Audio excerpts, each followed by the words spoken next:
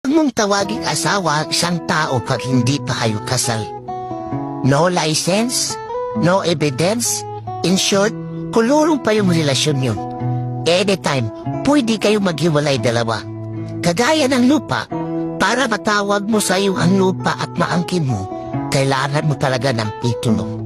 Kaya pag kinasal ka, ang ibig sabihin, KMJS, kasi nagkatuluyan kayo. Pero pag live-in partner ka, ang ibig sabihin, once upon a time, pwede magkatuluyan, pwede maghiwalay.